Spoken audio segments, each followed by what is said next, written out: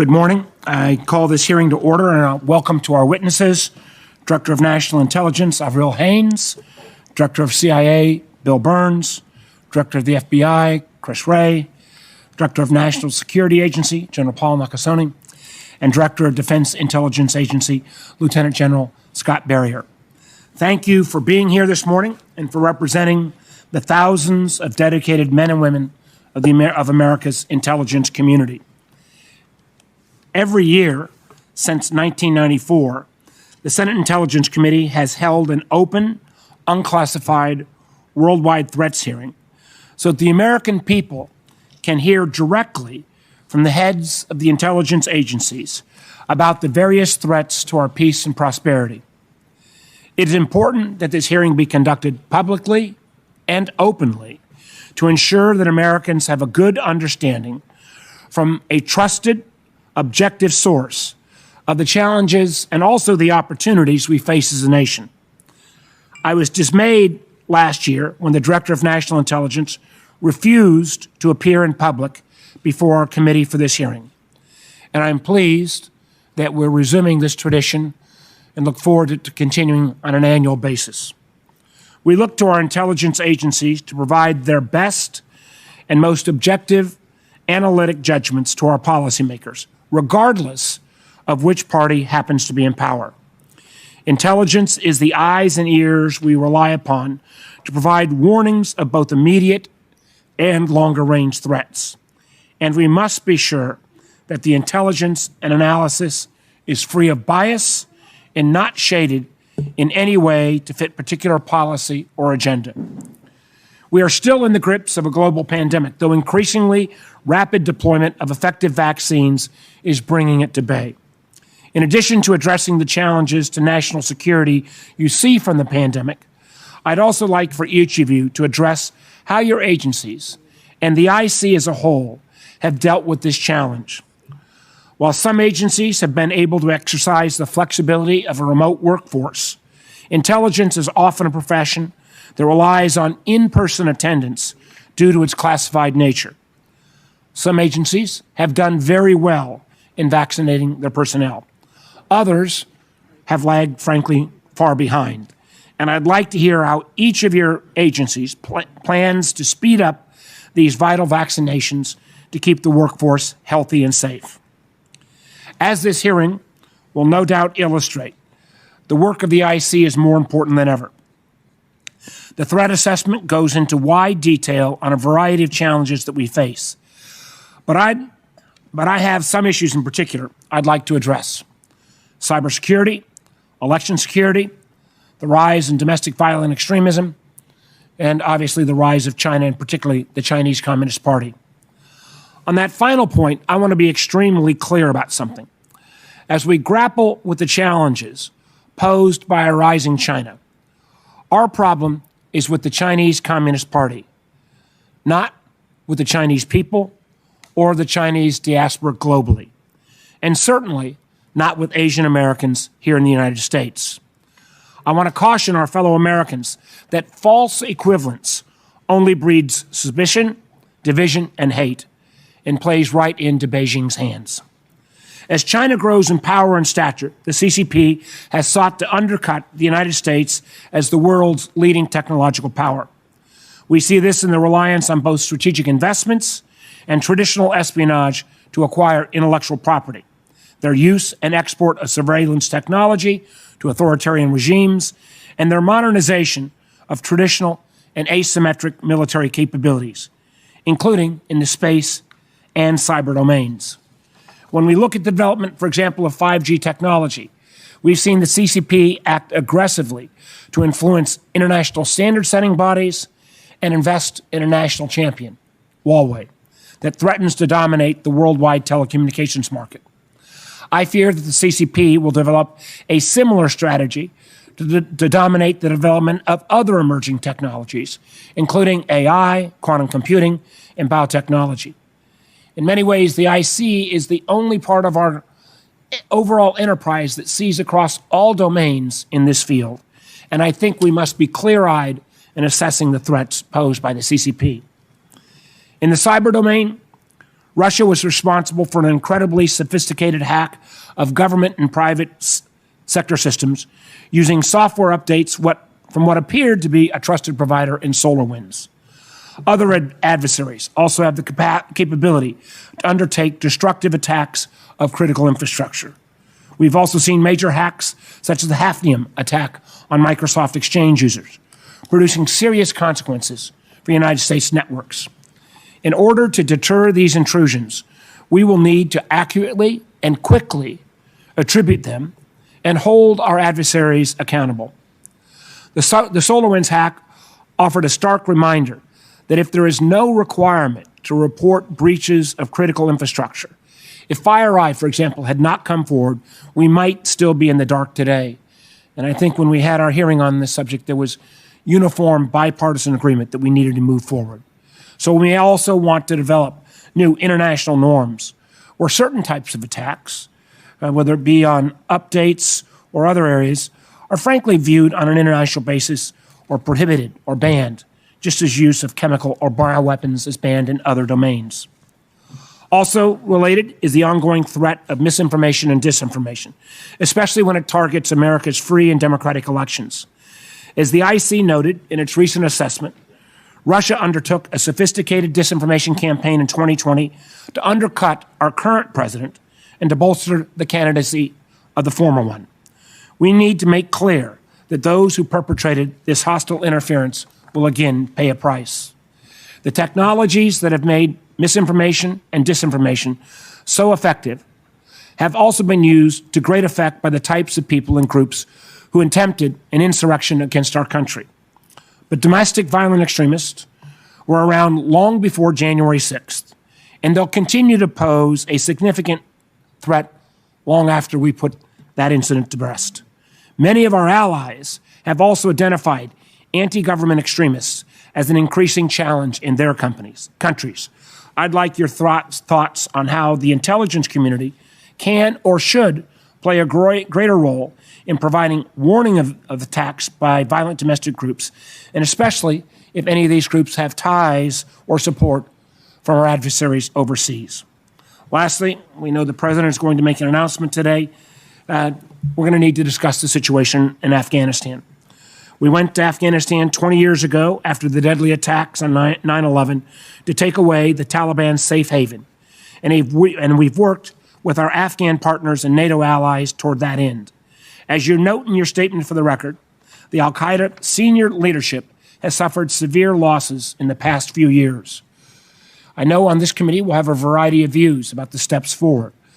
But speaking for Lisa's chair, I think any withdrawal that takes place in that country must be conducted in a manner that is coordinated among our military, diplomatic, and intelligence partners, and in close consultation with our NATO allies. We should continue to support the Afghan government, and we must ensure the safety of those dedicated Afghans who have worked closely with the United States over the last 20 years. I know there are a multitude of other threats that I haven't addressed, but I don't want to steal your thunder, and I look forward to today's very important discussion. And I'll turn it over to my friend, the Vice Chairman, to make a statement. Thank you, Mr. Chairman, and I too want to welcome all of you for being a part of this hearing this morning.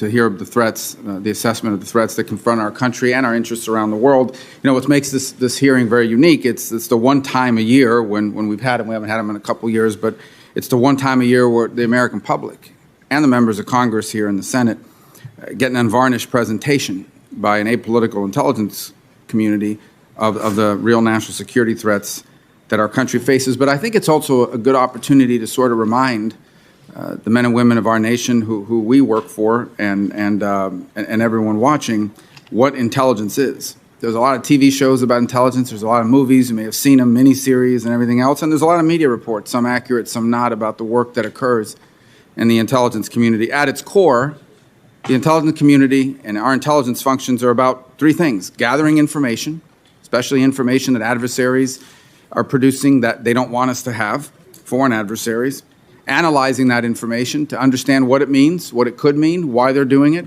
and then third, using all of that to help inform policymakers in making policy decisions and inform the actions that we take. Those are the three cores of what intelligence work is all about. It sounds simplistic, but it is incredibly important. When it works, when it's working well, our country is spared all kinds of horribles that people never learn about. When it doesn't work, we face sometimes catastrophe and terrible outcomes, and everyone knows about it. And we spend a long time analyzing it. Our job here on this side of the room is to provide oversight into how you're doing that job, how well you're doing these things, and also to provide you the resources and the authorities and otherwise other things that you might need in order to do those things well. And it's that view that I hope we can hear about what it is we can do to be helpful in that endeavor, obviously in the closed session especially, but here in the open one as well. As far as the threats are concerned, again, not to be overly simplistic, but I would venture to guess that 90-something%, if not more, of our threats can be tracked to one of five things: China, Russia, Iran, North Korea, or global terrorism. Those five sources comprise a substantial percentage of all the challenges we face in our foreign policy, sometimes in our domestic policy, and certainly in economics and geopolitics. A rapidly evolving technology has helped our country tremendously. It's helped the work you do. It's helped the work we do in public policy.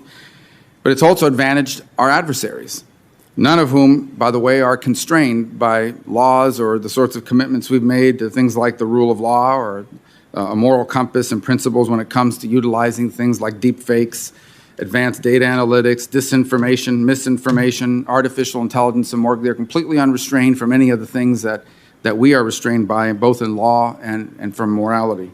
The cyber threat that the chairman spoke about a moment ago is real, both in our government networks and U.S. critical infrastructure. As a government, we need to, I believe, have a more explicit cyber deterrence policy that will clearly set expectations for accepted cyber behavior and delineate very clear responses when those lines are crossed. Today's technology environment allows adversaries to wreak havoc, and they often do so at a minimal cost. SolarWinds hack illustrates how easily U.S. infrastructure can be compromised. It's not hard to imagine how much destruction could be levied if our adversaries were determined to conduct such an attack beyond espionage on things like the power grid or our water supply. These are 21st century threats, unimaginable just 2 decades ago.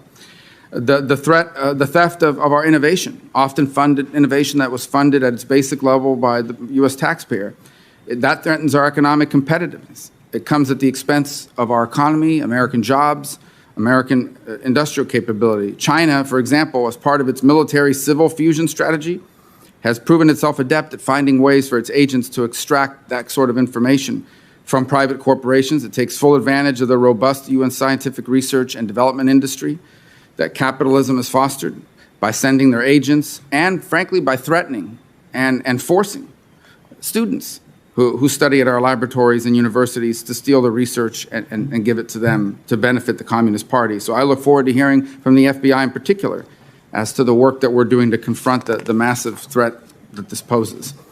The insights of the intelligence community on the top threats confronting us this year are also critical to better shape our foreign policy, helping us to execute it and understanding whether or not we are achieving our national goals and furthering our national interest.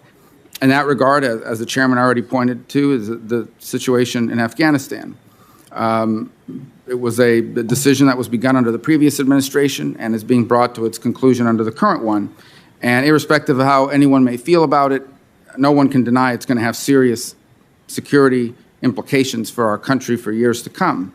There's no doubt the nation is weary of over 20 years of war and certainly the counterterrorism fight.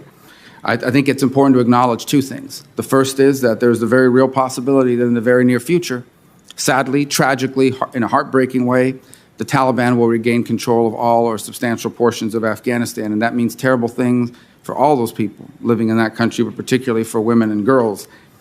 But the second thing we need to acknowledge is that if they do, there's also a very high likelihood that, in fact, if they do, I think it's almost certain that al-Qaeda will return to Afghanistan, will use it as a safe haven, and we'll use it as a launch pad for terrorist attacks against our country, our people, even potentially here in the homeland. And so I think it's important for us to say, you know, if you look at this year's annual threat assessment, you collectively say, despite leadership losses, terrorist groups have shown great resiliency and are taking advantage of ungoverned areas to rebuild. And that is now, given the status quo today. Imagine when that sustained pressure is no longer in place. You go on to assess that ISIS and al-Qaeda remain the greatest Sunni terrorist threats to U.S. interests overseas, that they also seek to conduct attacks inside the United States, although sustained U.S. and allied counterterrorism pressure has broadly degraded their capability to do so. I think it's important, obviously, in the closed session, but here in the public session, to the extent possible, to hear not just about the risk that the lack of sustained pressure now poses to our future, but what it would mean in particular to potential attacks on the homeland. The intelligence community can't afford to be complacent for even 1 minute, which of course makes your jobs collectively and individually, and the jobs of the men and women who work for you and under you and who you represent here today, a very difficult job. The stakes, this is not an exaggeration, are often literally life and death, and it's not often that you get to appear in public so the American people can get a sense of how important your work is, even though because of the nature of their work, most people will never fully understand how dangerous and important that work can be. As I said at the outset, the intelligence community and the work of our intelligence agencies is depicted in all kinds of ways in the popular culture, in the media, in the darkest recesses of the internet. But the intelligence community that I have come to know through my now 10.5 years on this committee is one that's made up of patriotic, dedicated professionals, some of the finest men and women who serve in our government, and who measure their success and their failure in terms of how many Americans they've kept safe. Many of those Americans who are kept safe and do not even know they've been kept safe and what they've been kept safe from because of the nature of the work that you do. And I hope we will all remember that. I know everyone in this committee does. So again, I thank you. I know we have a lot of work and ground to cover today, and I thank you for your time and your willingness to come here today. It's good to do these hearings once again. Thank you, Mr. Vice Chairman. I'd remind members that after the open hearing, we will have a closed hearing, so any of the questions that stray into the classified sector, I'd urge you to reserve those for the closed hearing. I'd remind members today we will do 5-minute rounds based on seniority. And with that, Director Haynes, the floor is yours. Thank you so much. Chairman Warner, Vice Chairman Rubio, members of the committee, thank you very much for the opportunity to offer the intelligence community's 2021 assessment of worldwide threats to U.S. national security. On behalf of the entire intelligence community, I want to express how much we appreciate your support and your partnership. I would also like to thank the men and women of the intelligence community.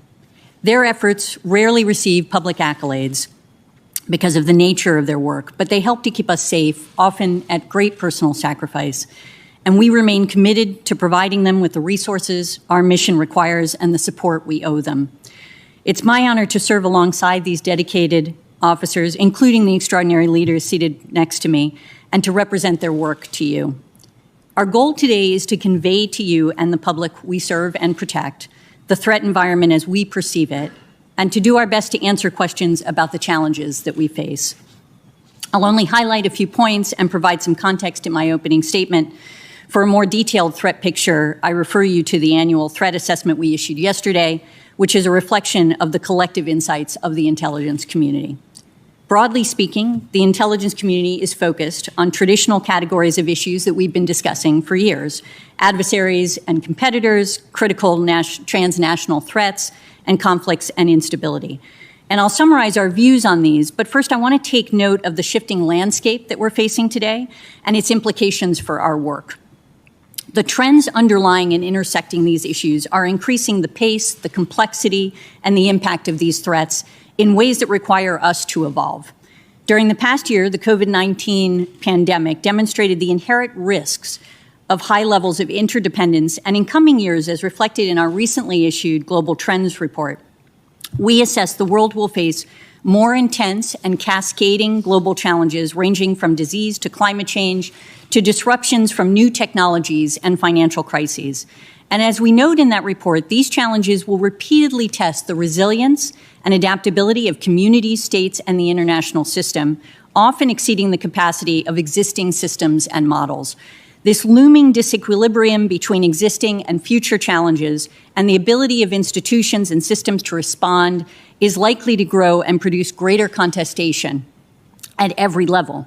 And for the intelligence community, this insight compels us to broaden our definition of national security, develop and integrate new and emerging expertise into our work, deepen and strengthen our partnerships, and learn to focus on the long-term strategic threats while simultaneously addressing urgent crises. In short, at no point has it been more important to invest in our norms and institutions, our workforce, and the integration of our work. Doing so provides us with the opportunity to meet the challenges we face, to pull together as a society, and to promote resilience and innovation. And as we evolve, you will see our efforts to more effectively integrate longer-term destabilizing trends into our daily work, thereby promoting strategic foresight and a deeper understanding of the threats we face, which we hope will help the policy community effectively prioritize their work to address the issues that we seek to present. Against this backdrop, the annual threat assessment describes an array of threats we are facing in the coming year, beginning with those emanating from key state actors, and starting with China, which is an unparalleled priority for the intelligence community. But we also look at Russia, Iran, and North Korea in that context.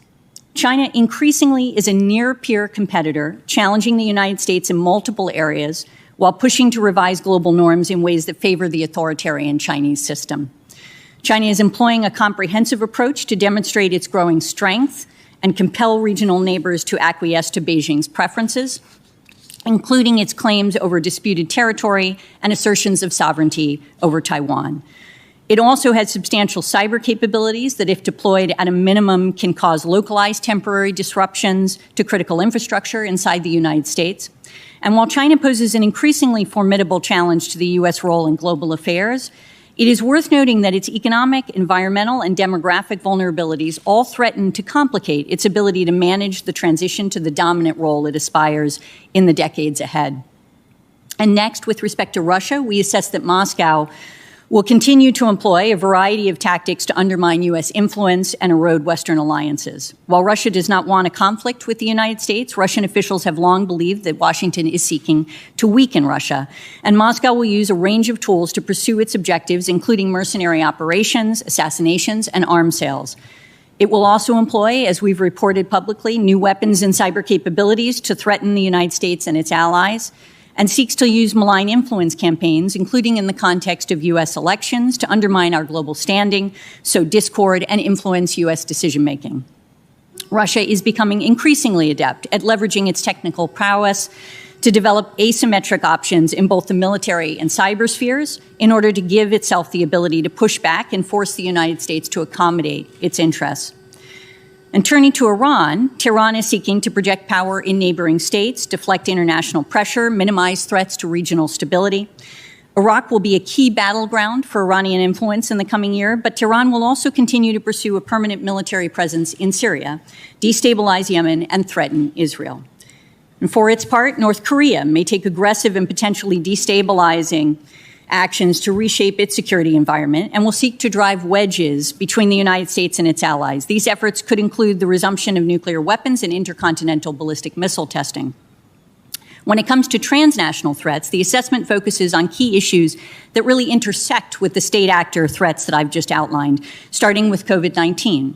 The effect of the current pandemic will obviously continue to strain governments and societies over the coming year, fueling humanitarian and economic crises, political unrest, and geopolitical competition as countries build influence, as countries such as China and Russia seek advantage through vaccine diplomacy to build influence, and in some cases demand accessions from other governments.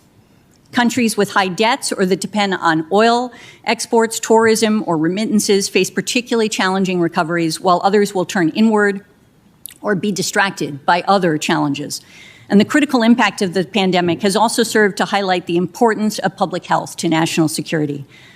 And ecological degradation and a changing climate will continue to fuel disease outbreaks, threaten food and water security, exacerbate political instability and humanitarian crises.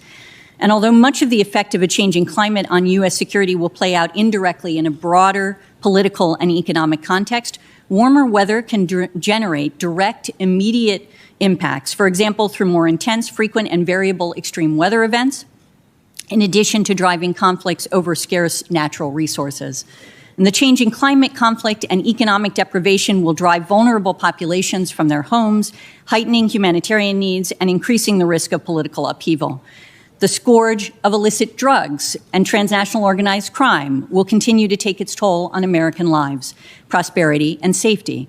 And major narcotics trafficking groups and other transnational criminal organizations will continue to drive threats while also being used by adversaries employing cyber tools to steal from U.S. and foreign businesses and use complex financial schemes to launder illicit proceeds, undermining confidence in financial institutions. Emerging and disrupting technologies, as well as the proliferation and permeation of technology in all aspects of our lives, pose unique challenges. Cyber capabilities, to illustrate, are demonstrably intertwined with threats from our infrastructure and to foreign malign influence threats against our democracy. And we need, as you have all stressed to us, to focus on the competition in critical technical areas such as high-performance computing, microelectronics, biotechnology, artificial intelligence, quantum computing, fiber optics, and metamaterials. So with regard to global terrorism, ISIS and al-Qaeda remain the most pressing threats to U.S. interests overseas, as was noted. These groups seek to conduct attacks inside the United States, but sustained counterterrorism pressure has broadly degraded their capabilities. Domestically, lone actors and small cells with a broad range of ideological motivations pose a greater immediate threat. We see this threat manifest itself in individuals who are inspired by al-Qaeda and ISIS, often called homegrown violent extremism, and those who commit terrorist acts for ideological goals stemming from other influences, such as racial bias and anti-governmental sentiment, which we refer to as domestic violent extremism, or DVE. And DVE is an increasingly complex threat that is growing in the United States. These extremists often see themselves as part of a broader global environment and movement, and in fact, a number of other countries are experiencing a rise in DVE. For example, Australia, Germany, Norway, and the United Kingdom consider white racially or ethnically motivated violent extremists, including neo-Nazi groups, to be the fastest growing terrorist threat they face. And of course, regional conflicts continue to fuel humanitarian crises, undermine stability, and threaten U.S. persons and interests. The fighting in Afghanistan, Iraq, and Syria has a direct implication for U.S. forces, while tensions between nuclear-armed India and Pakistan remain a concern for the world. The iterative violence between Israel and Iran, the activity of foreign powers in Libya, and conflicts in other areas, including Africa and the Middle East, have the potential to escalate or spread. Asia has periodic upheavals, such as the Burmese military seizure of power in February. Latin America has contested elections, violent popular protests are likely to continue to produce volatility, and while Africa will continue to see ongoing marginalizations of some communities, ethnic conflict, and contentious elections. In closing, we face a broad array of long-standing and emerging threats whose intersection is raising the potential for cascading crises. Our increasingly interconnected and mobile world offers enormous opportunities, but at the same time, it multiplies our challenges, calling us to even greater vigilance as we seek to protect our vital national interests, promote resilience, and invest in our institutions and our people, who will be the only and best answer to addressing these challenges. We have to take care of our people, and so I would be remiss not to note a final threat we are tracking: anomalous health incidents that have affected a number of our personnel. The intelligence community is taking these incidents very seriously, and it is committed to investigating the source of these incidents, preventing them from continuing, and caring for those affected. We appreciate the support that many of you have shown for our personnel on this issue, as with everything else we work on around the globe. And we look forward to answering your questions about these and other worldwide threats today. Thank you. Well, Director Haynes, that was a list of about as many awful things in 10 minutes as I may have heard in recent times. Enormous set of challenges. I want to drill down on a couple of issues. One, I think in many ways this committee, particularly under the leadership of Senator Burr, was one of the first to really raise the flag around the challenges on 5G, where I believe, my personal belief is that the United States and the West writ large was a little bit asleep at the switch, where suddenly we have a rising China not only having a national champion in the case of Huawei, but literally being involved at the standard setting, rule setting, protocol setting, in a way that I think, again, we had not seen in the past. My question is this: the idea that the IC has to become kind of that ability to look into where China is rising in a series of areas of technology development. How do we get that? How do we have that kind of appropriate oversight? I'd like you and maybe Director Burns to address this question.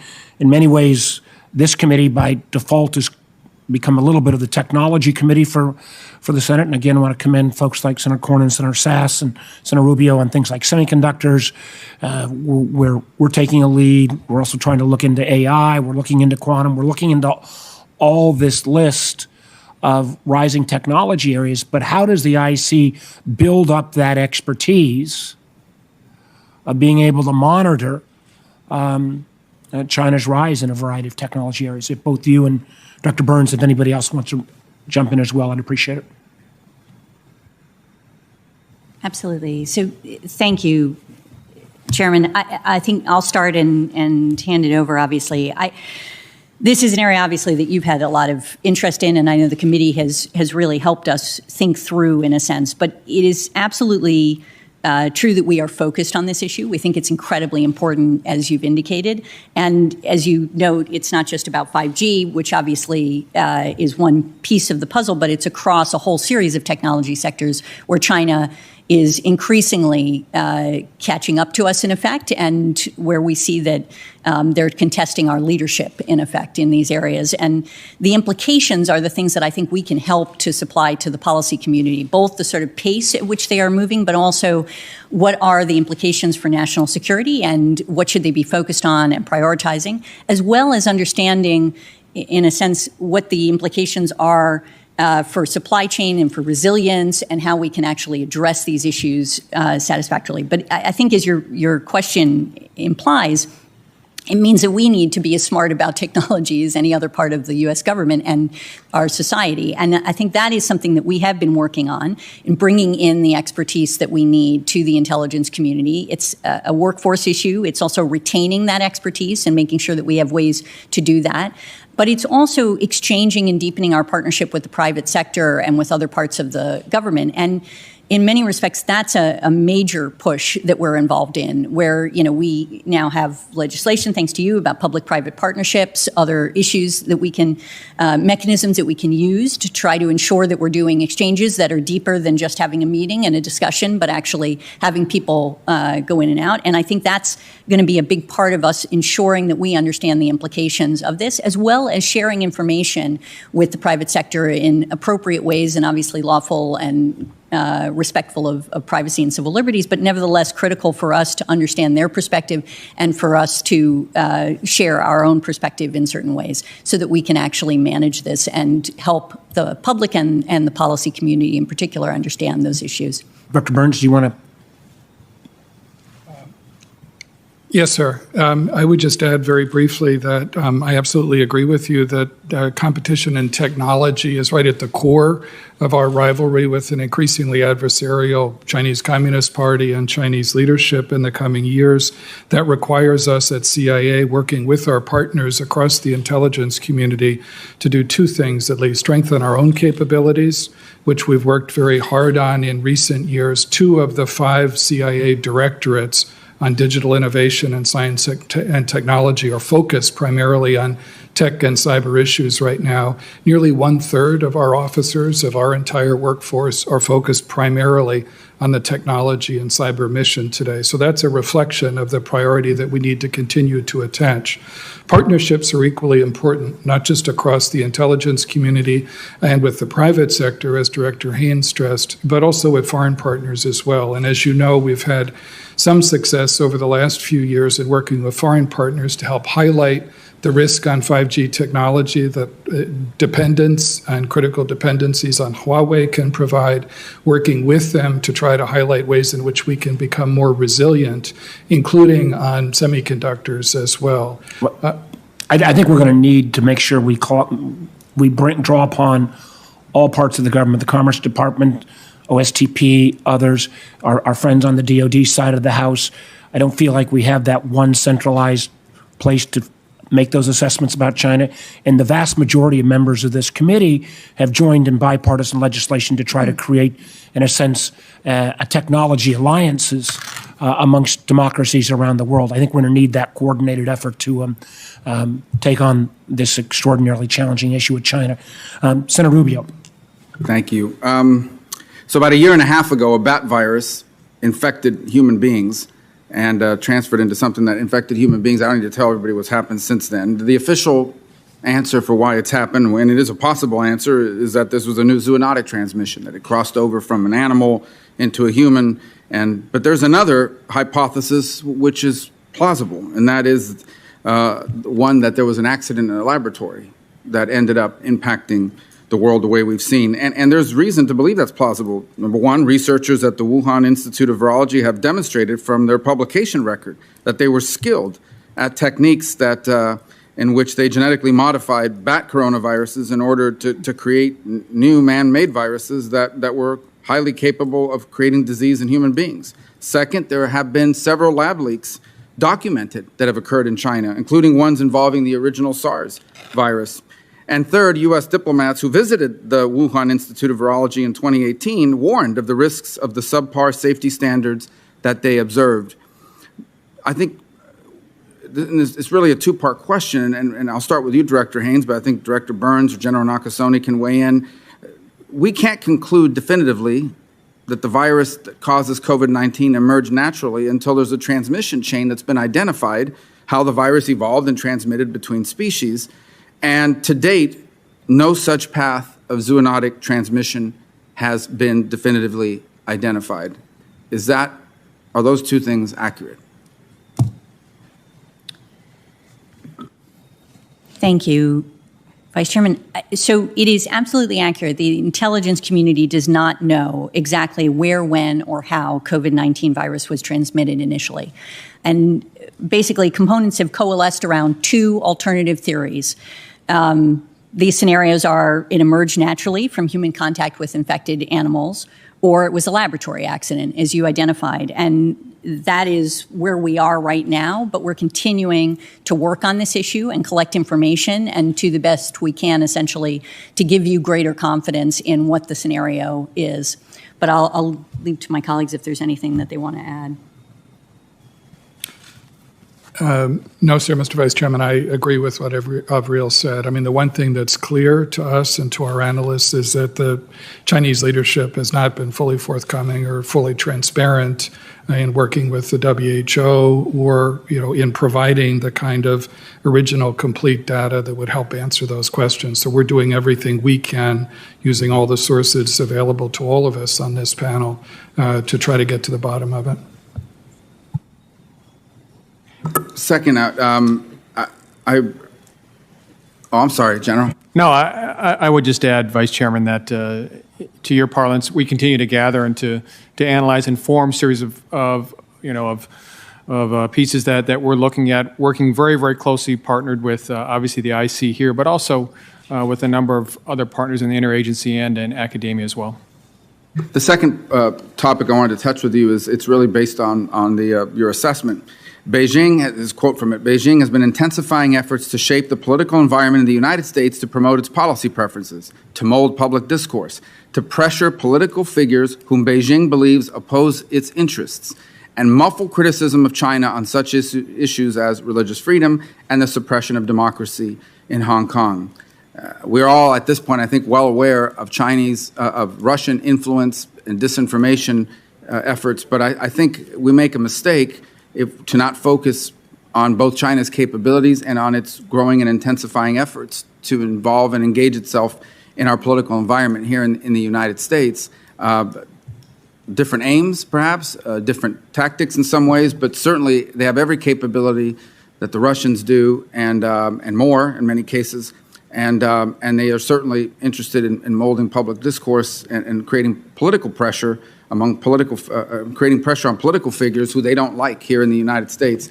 I was hoping you could further elaborate on that for the benefit of the American public. Thank you, Vice Chairman. I'll start, and I have a feeling that others will have things to say on this. In particular, Director Wray obviously spends time on this issue a lot. couldn't agree with you more that this is an issue with both China and Russia that we are working to try to ensure, frankly, that we can educate the American public on these issues. We have within the ODNI, I'll just speak to that for a moment, a national counterintelligence center that focuses on this issue and has done enormous amounts of outreach to the private sector. I know we have worked, obviously, with your committee to try to have engagements that help to bring this to various sectors to help them understand the degree to which China is trying to influence and also the degree to which they're engaging in counterintelligence activities. It's a top priority for the intelligence community. But let me hand it over to Director Wray. So I testified previously that I don't think there is any country that presents a more severe threat to our innovation, our economic security, and our democratic ideas. And the tools in their toolbox to influence our businesses, our academic institutions, our governments at all levels are deep and wide and persistent. In addition to some of the things that have been mentioned in the threat assessment, I'll just highlight one which just illustrates the diversity of their tactics. We had an indictment that we announced, I think, last fall that relates to the Chinese Operation Fox Hunt, which is essentially them conducting uncoordinated, illegal law enforcement activity here on U.S. soil as a means to threaten, intimidate, harass, blackmail members of the same diaspora that Chairman Warner mentioned in his opening comments. And it's an indication and an illustration of just how challenging and diverse this particular threat is. We have now over 2,000 investigations that tie back to the Chinese government. And on the economic espionage investigation side alone, it's about a 1,300% increase over the last several years. We're opening a new investigation in China every 10 hours, and I can assure the committee that's not because our folks don't have anything to do with their time. Senator Feinstein. Diane. Thank you very much. You note in your statement for the record that China, Russia, Iran, and North Korea have the ability right now to conduct cyber attacks on critical infrastructure and cause temporary disruptions. Additionally, in 2019, you provided examples including China's ability to disrupt natural gas pipelines for a day to weeks, and Russia's ability to disrupt our electrical distribution networks for hours. So here's the question. Is this problem getting better or worse? Are our adversaries more capable of threatening our critical infrastructure today than they were 2 years ago? Senator, thank you very much. In terms of our critical infrastructure, our 17 sectors of critical infrastructure, to bluntly answer your question, our adversaries continue to get better at what they're doing. I would also tell you, though, that we are also working very, very holistically across our government to improve two things: our ability to have resilience in that infrastructure and our ability to respond. And we have made progress there. But there is, as we've seen over the past two intrusions, a scope, scale, and sophistication of our adversaries today that makes us take notice, and we as a nation must take notice of what our adversaries are doing. And so cybersecurity for us is national security, and we continue to work at it every single day. Thank you. Is this a single question round? I have time for one more? Okay. What would you tell the chief executive officers and chief security officers at our critical infrastructure companies? What actions should they take? What type of investments do they need to make now? Senator, I think the first thing is the threat is real, and I don't think I have to say that very often because the chief executive officers and the CISOs know that today. But I think the second piece is that there's no one industry and one sector of our government that's going to be able to provide us the defense that's necessary for our nation. This is a team sport, and so this has to be done public and private. This has to be done between the intelligence community, obviously DHS, DOD, FBI, and Justice. This is really the key piece of our way forward, which is teamwork. And I would say that we've learned that from our elections as well, and I would offer Director Wray your thoughts on it. So I think you've put your finger, Senator, on the key element of the challenge. The private sector is central to this. 90% of the country's critical infrastructure is in the hands of the private sector. And it's important to think of cybersecurity not as a single event, but as a campaign. These are no longer a question of if an institution is going to be compromised, but when. And so the more important question, if I were talking, and I often am talking to CEOs and CISOs, is to focus their cybersecurity more than they have in the past inwardly. The key is how fast you detect the compromise and how fast you remediate it. And then secondly, the importance of reaching out and coordinating with government, public-private partnership is at a premium, because we often use in the threat context the expression left of boom. We all want to get left of boom. Well, in the cyber arena, one company's right of boom is left of everybody else in the same industry's boom. And so we need that first company, and someday you're going to be the first company if you're the CEO. Someday you're going to be the second or third or fourth company. We need, in every instance, those companies to be stepping forward, promptly reaching out to government so that we can prevent the threat from metastasizing across the rest of the industry. Well, let me ask this follow-up. What investments does the IC need to make? What steps do you need to take in order to change this sort of status quo? Well, I think we're working more and more closely than ever across the IC on the issue. And so that level of partnership and integration is going well and continues to improve and is important. But I think the bigger piece is more and more public-private engagement between the IC and the private sector. And I know that there has been discussion about different ways to incentivize the private sector to come forward more quickly and promptly and fulsomely, and I think those are key to our future on this issue. Thank you.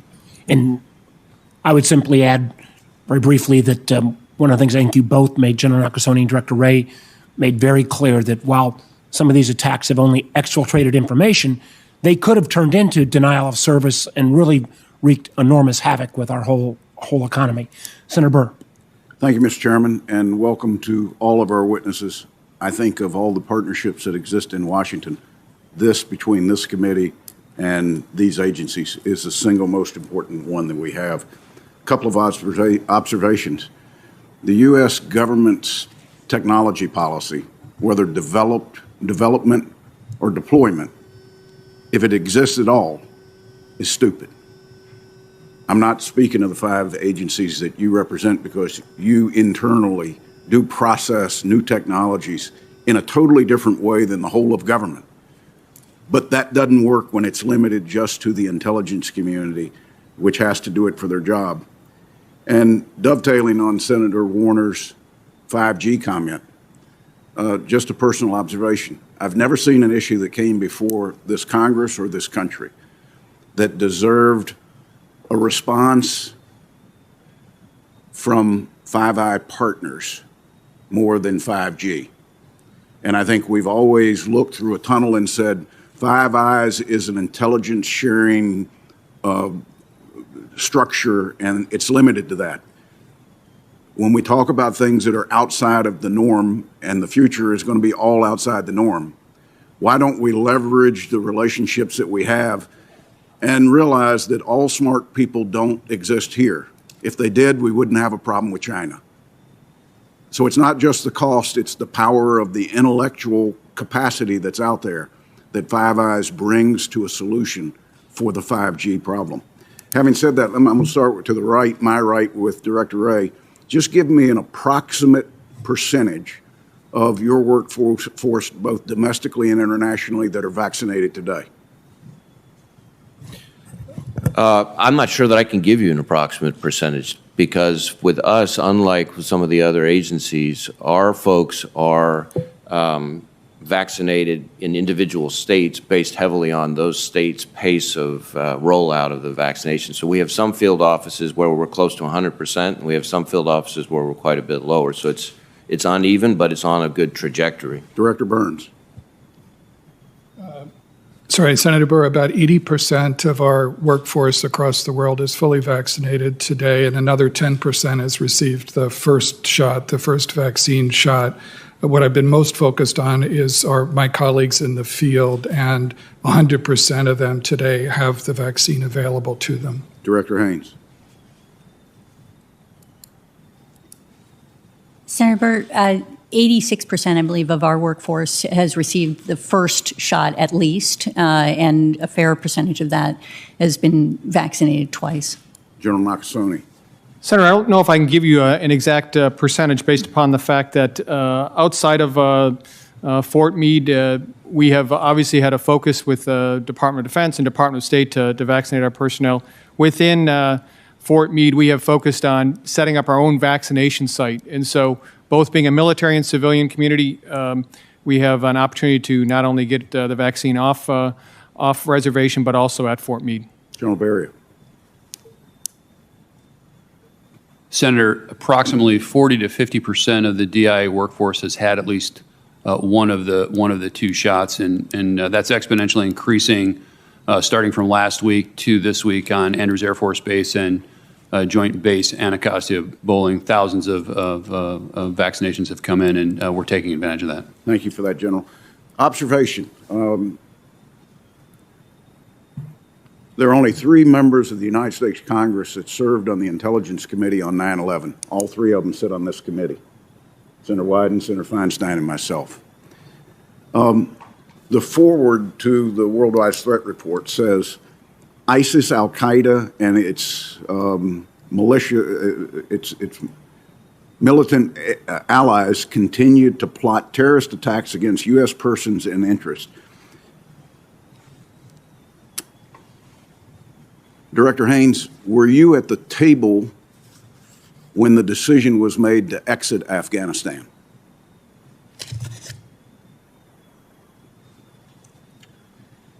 I was at the table for a number of discussions leading up to the decision. I'm not sure that the decision was made in a specific meeting. I'll explore additional questions in the closed session as it relates to Afghanistan. General Nakasone, we are all focused on this cyber hacks. Do you believe that new authorities are needed for you or other agencies to address the defensive mechanisms we need today and in the future? And Director Wray, do you believe that there are legal changes that need to be made that facilitate either government or the private sector being able to get ahead of what we've seen with SolarWinds and with Microsoft? General Nakasone. Senator, I'm not seeking legal authorities either for NSA, for U.S. Cyber Command. My intent in my discussions has always been, though, is to state that with an adversary that has increased its scope, scale, and sophistication, we have to understand that there are blind spots in our nation today. And one of the blind spots that our adversaries are using is the fact that they are utilizing U.S. infrastructure and a means upon which we cannot surveil that, whether or not in the intelligence community or in the law enforcement community, to be able to react quick enough to what they're doing. The second piece is to what the chairman had mentioned in his opening statement. We are troubled in terms of being able to understand the depth and breadth of an intrusion based upon the fact that, for a number of good reasons, some of them obviously legal, that much of the private sector does not share this information readily. And so while there is no one solution to what's going on, I think we have to understand the program in totality. I agree with General Nakasone, and I would just add a few points. I've referenced before the importance of the private sector piece of this, and I think to the extent that there's a need for a significant change, that's one of the places where the most significant progress could be achieved.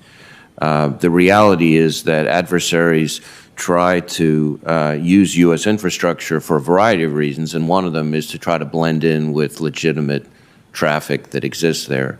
And the private sector, which controls 90% of the critical infrastructure, an even higher percentage of our PII and our innovation, has the key dots as part of the overall connecting of the dots phenomenon. So I know, for example, the Cyber Solarium Commission took a hard look and recommended a mandatory breach notification law. That's, a possibility.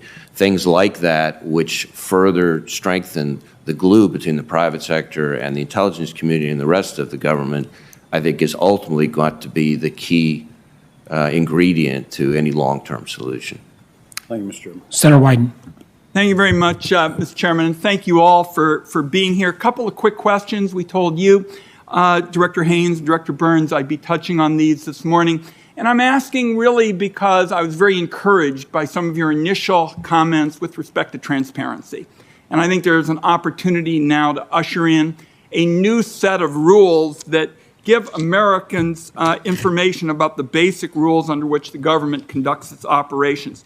So 2 quick yes or no answers. For you, Ms. Haynes, Senator Heinrich and I sent you a letter explaining why information related to a CIA program needs to be declassified. The information is contained in a report from the Privacy and Civil Liberties Oversight Board, and those reports are required to be made public to the greatest extent possible. Will you get back to us within 30 days about whether you intend to declassify the information? Director Haynes. Thank you, Senator Wyden. We just received the letter and absolutely intend to look at it and happy to get back to you within 30 days to let you know our views on that. Defer to Director Burns if he has anything further. No, I agree. We'll get back to you very good. And along the same lines, Director Haynes, I sent you all a letter explaining why certain information about FISA needs to be declassified. Again, my request would be to get an answer within 30 days. Understood. Thank you, Senator. Great. Absolutely. I appreciate that. Now I do want to turn to this question of solar winds, and I want to start with you, General Nakasone, if I might. My concern is that the government's response to this extraordinary hack is just going to be to throw a bunch more money at the same companies that sold the government insecure products that the hackers exploited. And really what we're talking about with that approach is cyber pork. Now, I also believe that security and liberty aren't mutually exclusive. We can have both. And so I was concerned about a recent suggestion you made that the government's ability to detect and stop the SolarWinds campaign was hampered by the need to get a warrant before conducting surveillance of the domestic internet. Now, my understanding is that the government has the ability now to watch every bit of data going in and out of a federal network, including the SolarWinds malware. And yet the hacking of 9 federal agencies somehow went unnoticed. So what I'd like to see is if we can all agree before seeking new powers to surveil the domestic internet, we all ought to be working together, you, DHS, all the agencies, so that more can be done to detect hacking that's going on in our own networks. What is your thinking on that? Senator, I think you point out really the important piece here is that there is no one answer to this question. And so, as I've talked about, we need the intelligence community being able to see what's going on outside of our borders. We need, obviously, our law enforcement capabilities to be able to understand what's going on, obviously, within the United States. We need government to be resilient upon which, these intrusions are taking place. The challenge we have right now, though, Senator, is what our adversaries are doing is not spear phishing. It's not guessing passwords. It's utilizing supply chain operations. It's using zero-day vulnerabilities, those vulnerabilities that a provider doesn't even know about it. We call that above best practices. And when they do that, we need this total entire capability to bring to that. So again, I think as we take a look at our capabilities, as adversaries move into U.S. infrastructure, to make sure that we can identify them and be able to alert what's going on is going to have to be looked at, sir. My point is only general. let's look at ways to shore up our own house first before we start talking about approaches that could unravel some of these sacred constitutional rights that Americans feel so strongly about. And I'll follow up with you on this when we're offline. Director Wray, question for you. In July, I sent you a number of questions related to FBI operations in Portland last summer. I asked for responses that I could share with my fellow Oregonians who want to know what happened in our state. I'd like to ask you now, can I have those responses within 2 weeks? We'd be happy to try to get a response back to you in 2 weeks. I'll have to take a closer look at the specific items. One last question, if I might, and I think this would be appropriate for Director Haynes. You and I have been talking about this question of privacy being at the mercy of unscrupulous data brokers. One part of the solution is making sure that when the government wants Americans' records, it goes through a legal process. The other is making sure our adversaries can't buy up this data, which includes the private records of U.S. government officials. During your confirmation process, you agreed that this could harm national security. Would you support legislation, work with us to keep all of this data out of the hands of our adversaries? Thank you, Senator. So I think we had a conversation, absolutely correct, on commercially acquired information and how it is that the intelligence community deals with it. And I think, I absolutely agree with you that we need to establish a framework that is clear and that has privacy and civil liberties at its heart, and also addresses the functionality of it for the intelligence community.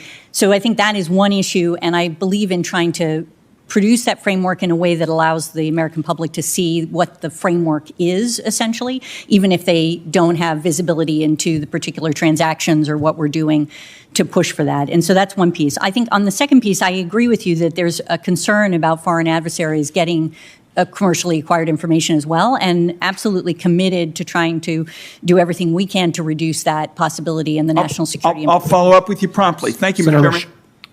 Thank you, Chairman Warner.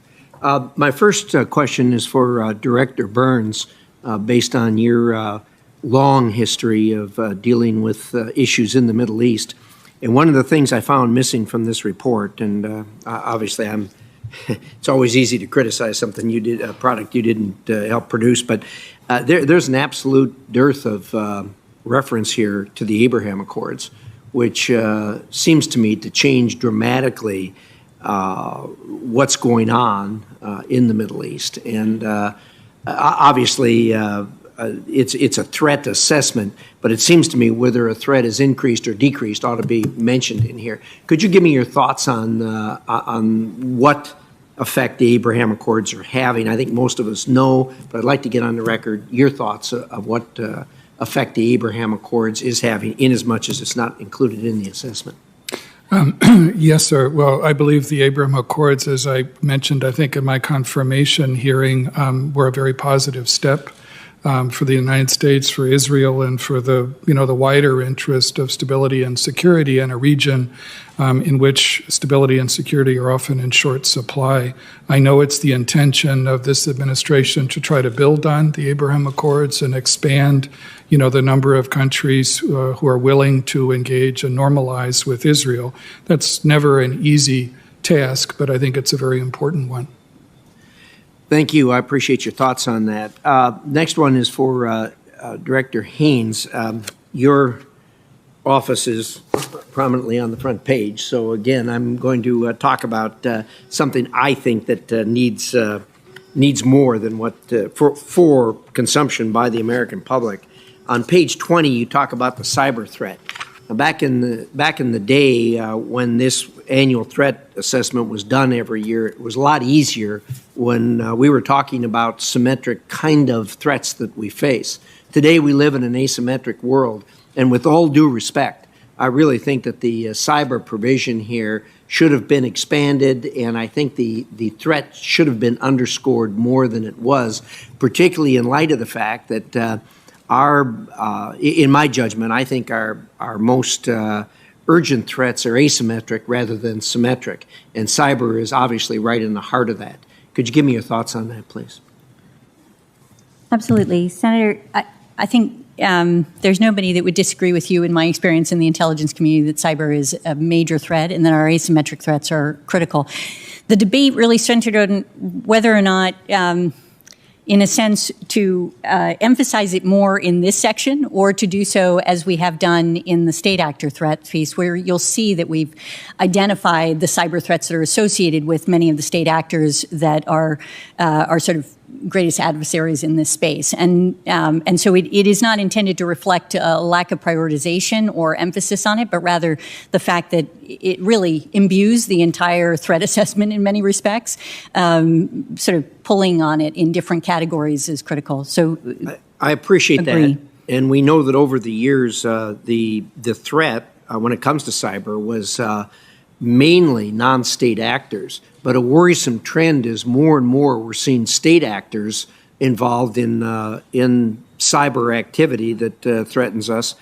And I think probably the reason is there doesn't seem to be that much of a price that they pay for this. And it seems to me that that should be underscored more in the report. Your thoughts? Thank you, Senator. I mean, I think you're right to indicate that we have as a country, and I think from a policy perspective, we've seen policymakers struggle with how to effectively deter these types of attacks, whether from non-state actors or state actors, and how to address that issue. And a lot of time and effort has been spent on that, and I know you're well aware of it.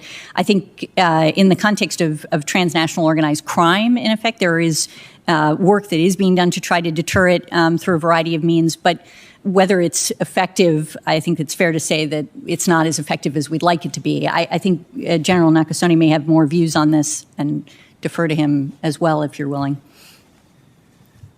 My time's almost up, but glad to hear your thoughts. Yeah, Senator, I think as the director pointed out, this is an instrument of national power now by many countries. And so one of the things that I think our nation has done over the past years is really realize that we must be continually involved in this domain, in cyberspace. This is what we've learned over the past 2 elections.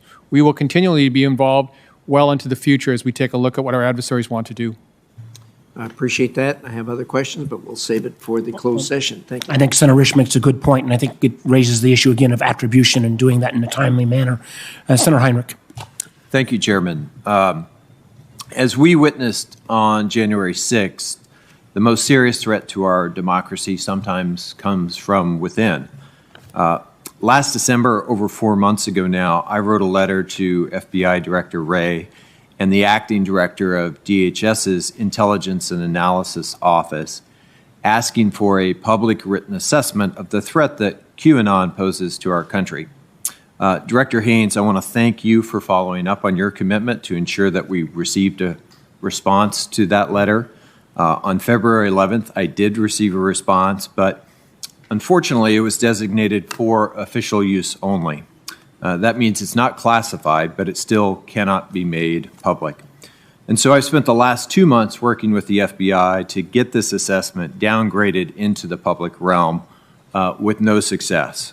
Now, the Constitution protects the advocacy of all kinds of beliefs and views, even those that philosophically embrace violent tactics. But the public deserves to know how the government assesses the threat to our country from those who would act violently on such beliefs.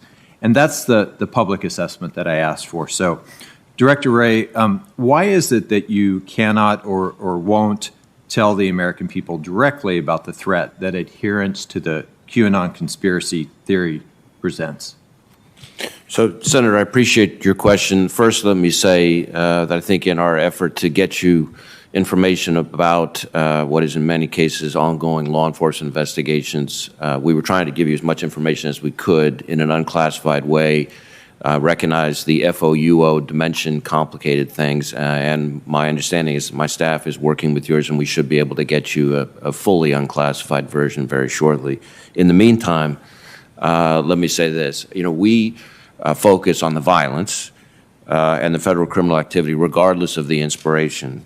We understand QAnon to be more of a reference to a complex conspiracy theory or set of complex conspiracy theories largely promoted online, which has sort of morphed into more of a movement And like a lot of other conspiracy theories, the effects of COVID, anxiety, social isolation, financial hardship, et cetera, all exacerbate people's vulnerability to those theories. And we are concerned about the potential that those things can lead to violence. And where it is an inspiration for federal crime, we're going to aggressively pursue it. And in fact, we have arrested at least 5 self-identified QAnon adherents related to the January 6th attack specifically. Director, let me follow up a little bit on that. You're no doubt familiar with some of the public speculation that Q is really Ron Watkins, the administrator of the Internet Image Board, 8CON, formerly known as 8chan. Whether or not Watkins is Q, he and his father clearly are responsible for hosting these sites and co-opting, furthering the QAnon conspiracy phenomenon.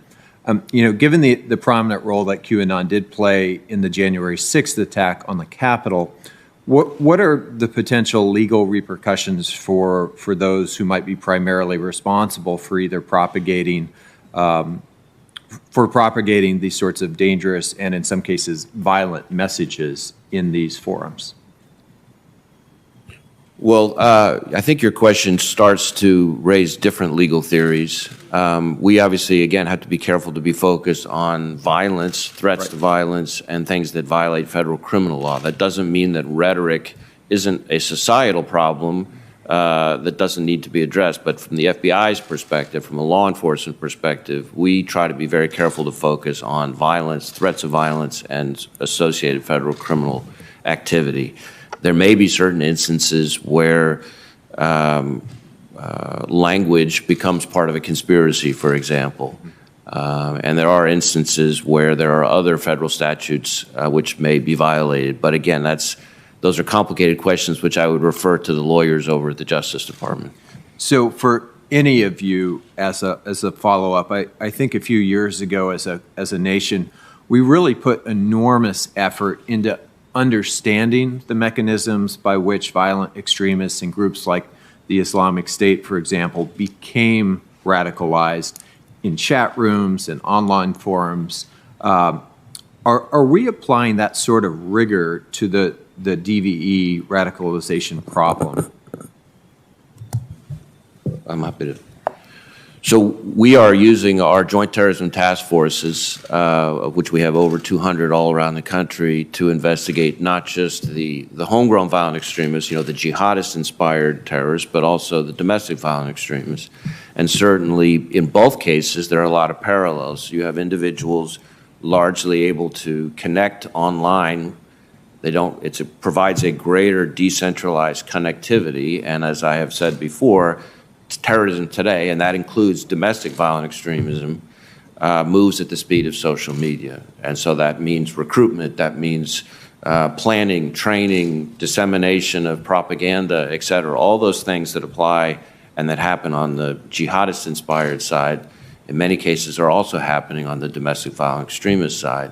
Obviously, there are, on the domestic violent extremist side, constitutional protections and legal challenges that we have to be mindful of, especially given some of the history in this country. Yeah, clearly. Senator Collins. Thank you. Director Burns, let me take this opportunity to thank you publicly for your focus on the medical injuries suffered by CIA and other personnel that are commonly referred to as the Havana syndrome. I'm going to have a question for you on that when we're in closed session, but I did want to publicly thank you and acknowledge your efforts. I want to turn to Afghanistan, Director Burns. Our country has already sharply reduced its footprint in this country. There's no doubt that Americans are tired of our endless wars in Afghanistan, but there are many experts who are warning of the adverse consequences of President Biden completely withdrawing our troops and our presence in Afghanistan. If, as many experts predict, the Taliban will make significant territorial gains once U.S. forces are gone. What would be the implications for U.S. interests, both regionally, here at home, and globally? And if I've directed it to the wrong person, feel free to. Well, Senator Collins, thank you very much for the question, and thank you for your earlier kind comments. I promised in my confirmation hearing that I take very seriously ensuring that our colleagues at CIA, but also working with my partners on this panel, receive the care that they deserve, and that we get to the bottom of the question of what caused these incidents and who might have been responsible. And I look forward to staying in close touch with you on that. I know my colleagues at CIA deeply appreciate your personal commitment on this issue. With regard to Afghanistan, I'll begin and then turn to Director Haynes. I guess what I would say at the start is that, I think we have to be clear-eyed about the reality, looking at the potential terrorism challenge, that both al-Qaeda and ISIS in Afghanistan remain intent on recovering the ability to attack U.S. targets, whether it's in the region, in the West, or ultimately in the homeland. After years of sustained counterterrorism pressure, the reality is that neither of them have that capacity today, and that there are terrorist groups, whether it's al-Qaeda on the Arabian Peninsula or in other parts of the world, who represent much more serious threats today. I think it is also clear that our ability to keep that threat in Afghanistan in check from either al-Qaeda or ISIS in Afghanistan has benefited greatly from the presence of U.S. and coalition militaries on the ground and in the air, fueled by intelligence provided by the CIA and our other intelligence partners.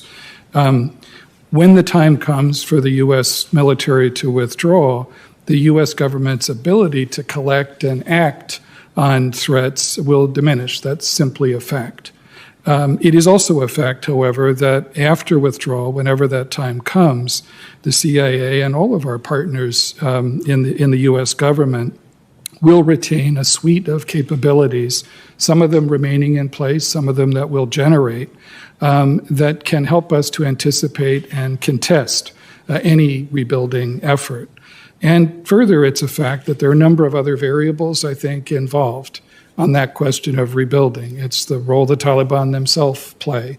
They've been fighting against ISIS in Afghanistan for many years, whom they view as a very potent ideological rival. They have an obligation to ensure that al-Qaeda is never again able to use Afghanistan as a platform for external plotting. There's the question of the continuing capacity of the government of Afghanistan with our support to fight terrorists. And there's the question of whether or not al-Qaeda or ISIS in Afghanistan or ISIS in general seeks to relocate fighters and leaders to Afghanistan as well. There's the question of the role that neighbors play, who also have a concern about spillover from Afghanistan. So all of that, to be honest, means that there is a significant risk once the U.S. military and the coalition militaries withdraw. But we will work very hard at CIA and with all of our partners to try to provide the kind of strategic warning to others in the U.S. government that enables them and us to address that threat if it starts to materialize. But, Avril? No, sir. I think I fully agree with Director Burns' analysis, and that is the intelligence community's perspective on this issue.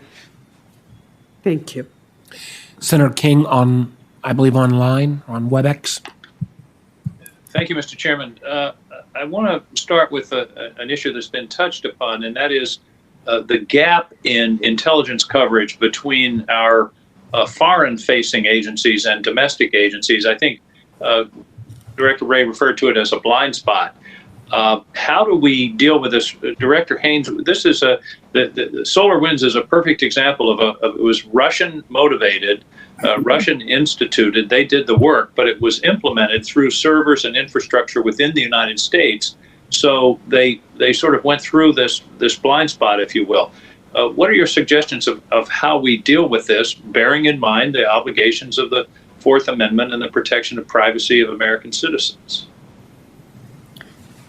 Yeah, Thank you, Senator King. I mean, I think it's an excellent question, and it's one, obviously, that we're struggling with in a series of areas. In our discussion of DVE, in our discussion of cyber, you know, in areas like malign influence and so on. And I think from at least my perspective, we are working through each of these issues very carefully to ensure that we're complying with the law, that we're within our authorities, that we're doing what we should be doing, and taking into account privacy and civil liberties and the questions that are so critical to any time that we are collecting intelligence along these lines and trying to combine, in effect, domestic and intelligence sources. And in that space, trying to then also provide analysis that gives people the full picture. But I think, as General Nakasone noted, there are some real challenges that we're facing in this area. And I think, let me ask a specific follow-up, perhaps to General Nakasone. If you see activity of this kind in your work overseas, are you allowed to tip the FBI and say, we think this is happening, you should follow up? Certainly we are allowed to do that. We do that quite frequently, regularly with Director Wray's folks, and they do a very good job. Senator, if I can just lay this out just a bit, because I think it's important to understand the whole spectrum of it. So it does begin overseas, understanding what our adversaries are doing outside the United States. To Director Wray's point, in the United States, it is the public-private partnership. We need to be able to understand that when adversaries come into the United States and use our infrastructure, whether or not it's servers or cloud providers, that there is coverage on that. It's also this idea that we understand what an intrusion may have taken place. So this idea of being able to understand the data that may be lost and be shared is really important. And then the last point is that we need, obviously, the public and the private industry to have the most resilience possible. And so there is a complete responsibility there. But I would offer. Well, let me. I've got limited time, Director. So let me follow up on a different question. But I think this is something that bears a lot of discussion, and I hope you all will share with us your thinking of whether we need to change authorities or how we fill in this blind spot, maintaining our protection of privacy in our country. General Nakasone, 4 or 5 years ago, I asked one of your predecessors a simple question. Do our adversaries fear our response in cyberspace? Are they deterred to the point of changing their calculus as to whether or not to launch a cyber intrusion or an attack against us? I want to ask you the same question. Is there an adequate deterrent, or is this something we still need to establish more clearly as a matter of policy?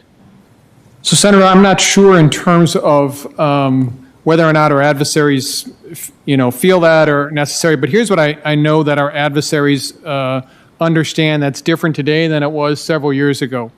That we are not going to be standing by the sidelines, not being involved in terms of what's going on with the cyberspace and cybersecurity. Over the past several years, whether or not it's been defending our elections or being able to provide quicker attribution, this is our focus, and this has been the focus of the agency and the IC and across our government. Thank you. And I know that I'm out of time. Mr. Burns, Director Burns, one question for the record, please.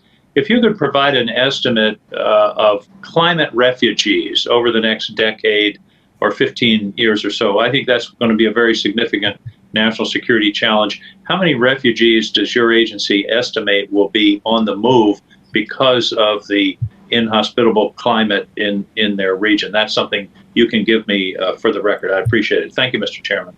Thank you. Senator Blunt. Thank you, Chairman, and Director Haynes, Director Burns, and General Barrier. I think this is the first time the three of you have appeared at this particular hearing, and certainly we're glad and grateful to have all of you here. Director Haynes, let's talk a little bit. You and I have talked about the overhead architecture issues. The part of the development of how you use AI is how much information you have to continually train on. We may talk about that later this afternoon, but for right now, the Chinese have announced public plans for 138 satellite commercial constellations that can image around the globe every 10 minutes. How big a risk is that for us, and what can we do to enhance our own diversity by expanding the number and the diversity of the satellites we have up there providing constant information, commercial and non-commercial. Thank you, Senator. I think it may be useful to have a further discussion about this in closed session, but I think there's just no question as a general matter that China is focused on achieving leadership in space, in effect, as compared to the United States, and has been working hard on a variety of different efforts in this area to try to contest what has been presumed our leadership in these areas. And I think for the details, let's discuss in closed session. Well, I think we'd want to do that and look at both the diversity of what we have up there and how it competes with what they'll have. On a really different question, Director Burns, you have extensive personal knowledge and experience with Putin. How do you assess what he's doing right now near and in the eastern Ukraine and the impact that may have? Is this an actual movement? Do we think it's a bluff to try to get concessions, a little of both? What do you think about the Putin actions right now as it relates to Ukraine? Well, Senator, thanks for the question. I think, as I said in my confirmation hearing, most of my white hair came from serving in Russia and dealing with Putin's Russia over the years. So one thing I've learned is not to underestimate, the ways in which President Putin and the Russian leadership, can throw its weight around. I think, and I'll turn to General Berrier about this in a moment, but, I think obviously the Russian military buildup in Crimea and alongside the border of the Donbass is a serious concern. I think it could be a combination of the things that you mentioned, signaling a way of trying to intimidate the Ukrainian leadership, signals to the United States, but also that buildup has reached the point where, it also could provide the basis for limited military incursions as well. And so it's something not only the United States, but also our allies has to take very seriously. And I know Director Haynes and I and others have been involved in, a number of briefings and conversations with our allies as well, so that we're sharing information and they share that same concern, I think, that we have as well. And that was part of the purpose of the President's call yesterday to President Putin, was to register very clearly the seriousness of our concern. Good. We'll probably talk about that more later, too. General Berrier, what's your sense of what's happening there and the concerns we should have about it? Senator, working with our partners in Joint Staff J2, European Command, NATO, and our key Five Eyes partners, the Russians have positioned themselves to give themselves options. So as we've watched that buildup of forces, they could actually be going into a series of exercises starting any time, or they could, if they chose to perhaps do a limited objective attack, they may take that option. We don't know what the intent is right now. I agree with Director Burns and his assessment of that, and we can go into more detail in the closed session, sir. Let me see if I can get one more question in, General Berrier. We know that our adversaries, no matter what level of involvement they had in the pandemic, can see now the impact that has on a big, open, free society like ours, but they also can see the impact it has on the military. Look what happened on the USS Theodore Roosevelt and in other places. What are we thinking about as a potential way we'd respond to similar circumstances? Certainly, from the point of view. Senator, the pandemic has given us insights on how we can do our jobs better should this happen again. In terms of readiness of our key adversaries that we watch, I think initially it did have an impact on the readiness of those forces, although they seem to have overcome that. As an example, is what we're seeing with the Russians in the Ukraine and the Crimea right now does not appear to be impacted by COVID. And so we continue to watch that very carefully across the spectrum of foreign military intelligence. Thank you. Thank you, Chairman. I think a number of us are very interested in Senator Blunt's questions about Ukraine. We look forward to that this afternoon. Senator Bennett. Thank you, Mr. Chairman, and thank you all for being here today. I really appreciate it. In the annual threat assessment, Director Haynes, you wrote that Beijing is working to match or exceed U.S. capabilities in space to gain the military, economic, and prestige benefits that Washington has accrued from space leadership. You also wrote that China has counter-space weapons capabilities intended to target U.S. and allied satellites. In December of 2020, U.S. Space Command said that Russia conducted a test of a direct-descent anti-satellite missile, which, if tested on an actual satellite or used operationally, would cause a large debris field that could endanger commercial satellites and pollute the space domain. Could you tell the American people what we are doing to maintain our superiority in space and what the role of the private sector is in doing that? Thank you, Senator. I would say that obviously we'll have a further discussion in closed session, but the private sector has just become increasingly important in our efforts to contest and to work essentially against contestations to our leadership in space. Excuse me. But what I can say is that we have been working very hard to ensure that the policy community understands and that obviously we support Space Force in its work to promote, in effect, U.S. leadership in space. And it's been an area where we benefit, as we've indicated, economically, from a security perspective, from a communications perspective, and from a perspective of just understanding and intelligence perspective. And all of those things are areas where we want to ensure that we continue U.S. leadership in this area. And we'll get into further details. Look forward to our conversation later. Director Burns, according to Freedom House, democracy around the world has been in retreat for 15 years against authoritarianism, and we know that countries like China and Russia want nothing more to continue that for another 15 years or maybe another 50 years.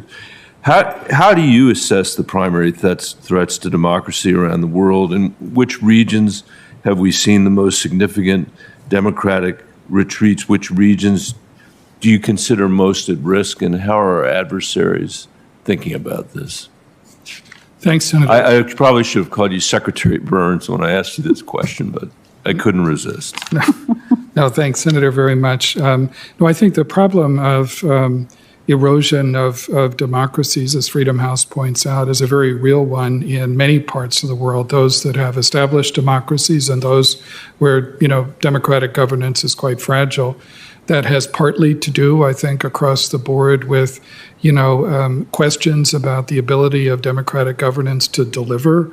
I think you've seen some of that in our own country in recent years. We haven't been immune from that at all. So the challenge, and I think, President Biden has emphasized this, is, working with other democracies, and I say this, as an analytical judgment, to help restore that faith in the ability of democratic governance to deliver for people. That deprives authoritarian leaderships, whether it's the Chinese Communist Party or Vladimir Putin's Russia, of an argument that they use that somehow authoritarian systems are better able to deliver. The reality is that there's a great deal of resilience in democratic systems, but it's important for all of us that have democratic governments to demonstrate that, to renew ourselves. I think that's always found in many years in my previous incarnation serving overseas, that we get a lot further through the power of our example than we do through the power of our preaching. And I think that's true for any democratic government around the world. The last thing I'd say is, we've talked earlier in this discussion about the role of technology, and I think that's also something to be very mindful of, because the proliferation of surveillance technologies, for example, are one tool that authoritarians use to strengthen their grip and make it more difficult for democratic governance to emerge in lots of fragile societies around the world. And in that context, Director Wray, fragile societies and the risk posed to democracy, I wonder if you could share with the American people what you have learned about the intersection of social media platforms and domestic violent extremists, and what the American people can do to be more canny users of those platforms. What should they be on the lookout for? So certainly social media has become, in many ways, the key amplifier to domestic violent extremism, just as it has for malign foreign influence, which we've discussed at great length with this committee as well. It provides a level of the same things that attract people to it for good reasons are also capable of causing all kinds of harms that we're entrusted with trying to protect the American people against. So it creates speed, dissemination, efficiency, accessibility. I referred to before a level of decentralized connectivity. I think I would say that both with respect to malign foreign influence and with respect to domestic violent extremism, people need to understand better what the information is that they're reading. A greater level of discerning skepticism is a crucial ingredient not just to protect from foreign misinformation, but also from violent extremism. There is all sorts of stuff out there on the internet that poses as fact, which just isn't. And there is all kinds of connectivity between like-minded individuals, which blocks out other voices, which creates a sort of echo chamber effect, and then especially with the isolation caused by COVID, increases our public susceptibility to some of the same kinds of ills that we've talked about at great length. So social media can bring great good to society, but it is also a platform for all kinds of security challenges that we're trying to counter. Thank you, Mr. Chairman. Senator Cornyn.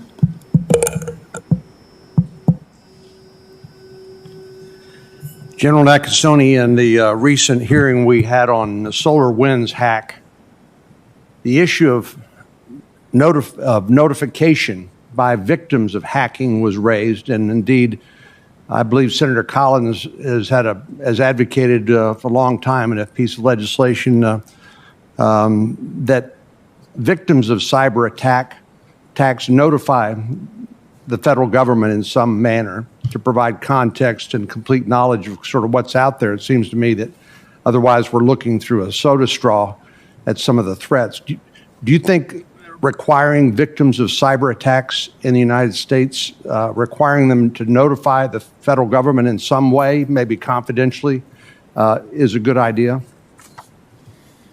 Senator, as we were discussing this morning, I think to understand the depth and breadth of any intrusion in the United States, we're going to have some means upon which we understand what has taken place. And so obviously the policymakers and yourselves as legislators will determine that, but I think that's a key component of it as well. That would help you and Cyber Command and NSA do a better job? Well, certainly within the United States, responsibility obviously rests with the Federal Bureau of Investigation. Right. I beg your pardon. Director Wray, what do you say? So we were very, I think, enthusiastic about the recommendation from the Cyber Solarium Commission that speaks to this issue. As I mentioned before, the private sector controls so many of the dots on all manner of cyber threats. And it's important to think of the private sector not just in one broad category. There's two big groups that are relevant to this issue and why they go straight to the heart of your question. I put them in two buckets. One, there's the providers, so the cybersecurity industry, the IT industry, et cetera. They have unique visibility into how adversaries traverse U.S. networks. And so making sure the glue is there is critical. But then there's also the victims. The reality is that most offenders are going to come back to victims again. So most cyber actors are coming back, and most victims are coming back, are going to be popping up again. You got repeat offenders and repeat victims. And so their hard drives, their logs, their servers provide key technical dots to who's compromising them, how they're being compromised, and then this is the key, who might be targeted next. And that gets back to my point from before about why the private sector outreach is so important. One company reaching out to us promptly after they've been compromised means that all the rest of the companies that are likely to be the next ones hit, we might be able to get in front of it. And so if you think about the scale of the dots that are in the private sector, that's why I think that's the piece of this.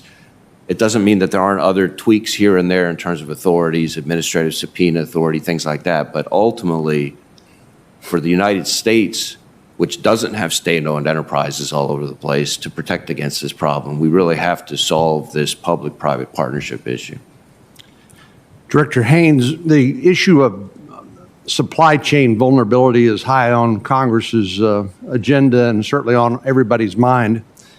but I don't really have a clear understanding of how good a handle the intelligence community has on what those supply chains that are critical to our national security look like. And we clearly need the help of the intelligence community to help Congress, the policymakers, sort of rack and stack what are the most urgent priorities. Semiconductors is certainly one that's on everybody's mind, but do you think the intelligence community has a good handle on those so you could help Congress prioritize those so we could attack them from a policy perspective? Yeah, I think, frankly, this is an area where we're doing a lot of work. And as you indicate, I mean, semiconductors are the obvious one, but there are a lot of others. And as we've been working through, for example, rare earth elements or other key areas where, there may be a contestation in particular from other countries such as China to our ability to get access to things that are critical to our national security and where we need to promote an effort, in a sense, from the policy community to pay attention to it and to recognize where there are the vulnerabilities and how to address them for time. This is the piece that I find particularly interesting is, to your point, how do you prioritize? Because there's just an enormous amount of things that you could look at to say we need to have a resilient supply chain on and take action in order to promote. And we have been working to try to provide the policy community with as much information as possible about what the possibilities are, in a sense. But ultimately, there are some decisions to be made from the policy community about what are you prioritizing, where do you want to focus, in a sense. And we have been building up an infrastructure that allows us to then focus to sort of make sure that we can both track it, but also provide kind of options for where you might be able to pull essentially supplies from that are not the ones that you are pulling in order to have that kind of resilience built in. Thank you. Senator Casey. Thank you, Mr. Chairman. I want to thank all three directors and the two generals who are with us today and to commend you for your public service. I wanted to start with Director Haynes, and probably most of my question or two would be directed at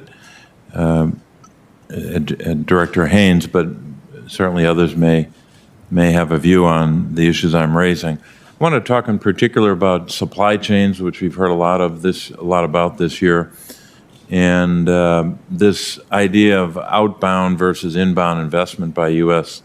companies in that context. We know that on March 19th, the U.S.-China Economic and Security Review Commission held a hearing to examine how U.S. capital investment props up the Chinese government's military-civil fusion strategy and ultimately compromises U.S. national security. Some witnesses made reference to the committee known by the acronym CFIUS, the Committee on Foreign Investment, which for decades now has reviewed inbound investment, but there's nothing comparable for outbound investment in terms of review as to the national security implications of foreign investments that are made overseas. So because we don't have that parallel mechanism in place to assess outsourcing by U.S. companies to countries of concern, we could have national security implications. I've been engaging with Senator Cornyn on this issue on developing a similar interagency committee to review outbound investment of what we call, in the legislation I'm working on, critical capabilities to foreign adversaries or non-market economies like China. So, Director Haynes, maybe two initial questions. How does the IC work with its partners to assess and mitigate the activities of foreign intelligence services and other adversaries attempting to compromise U.S. supply chains? Thank you, Senator.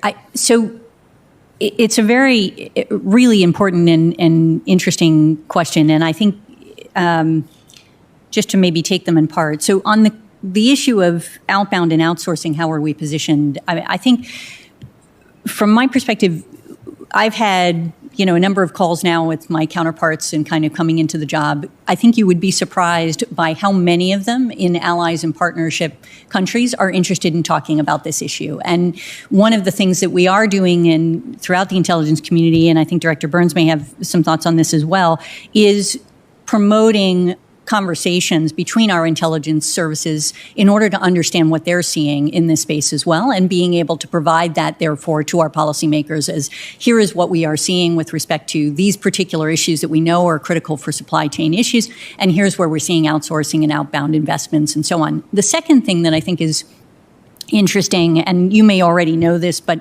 we're certainly lifting it up in a sense, is how many other countries are starting to do CFIUS-like processes. You'll see Canada has now got a law that effectively allows them to review investments, or a variety of other countries that are starting to do this. And it's another reason for why I think our counterparts are talking to us about this issue, because they're looking to figure out how does the intelligence community support our CFIUS process? Are there ways in which they can do the same? And I think that exchange of information can get to many of the issues that you're describing in the supply chain area, both on the inbound and outbound side of things. But let me see if Director Burns has anything. No, I absolutely agree. And I think there are plenty of models on the outbound side that have worked in decades past as well, where we can deepen our partnerships, with other governments who not only have insights, but also have a real stake in taking a very careful look at some of those outbound matters. Thank you. That's helpful. And just finally, the last question on this would be, does the IC view the Chinese government, Chinese Communist Party's civil-military fusion agenda as a risk currently to U.S. supply chains?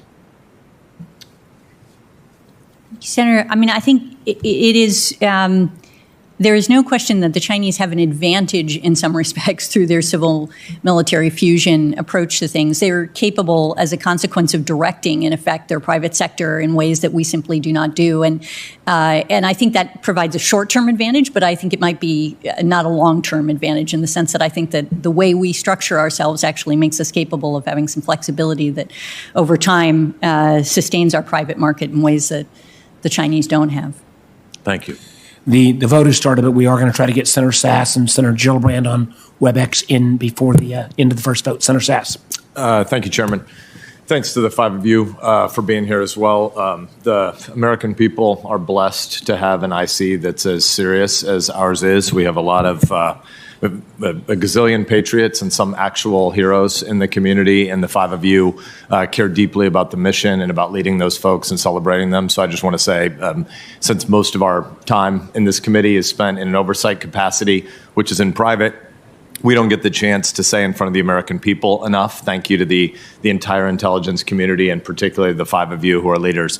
Director Haynes, I also want to praise your statement. I think that your opening statement on behalf of the whole community today was incredibly strong.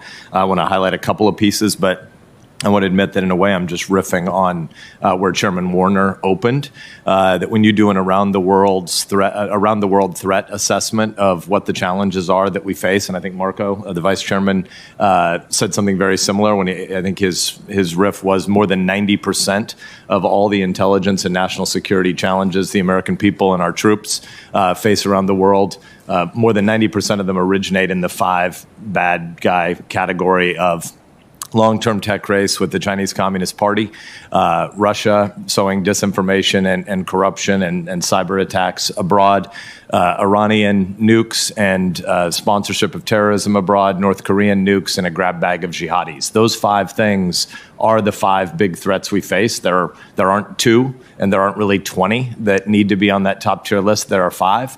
But one of the things that's new, I think, in the last 4 to 6 years is a real consensus in your community and on this committee in a bipartisan way that there is an unparalleled number one threat. The five things are not equal. The long-term technology race we face with China is the biggest existential national security threat we face. And I think Chairman Warner did a great job of distinguishing between Chairman Xi's command and control tyrannical system and his party.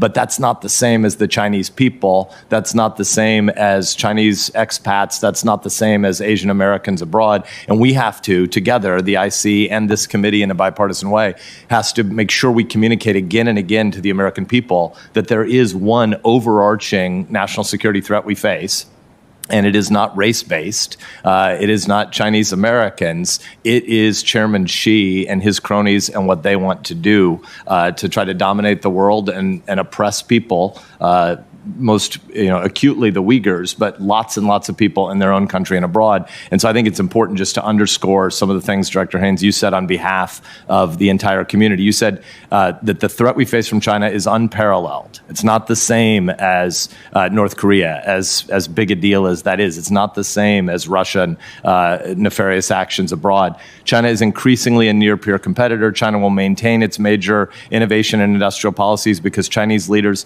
see this strategy as necessary to reduce dependence on foreign technologies, enable military advances, and sustain economic growth, and thus ensure the CCP's survival.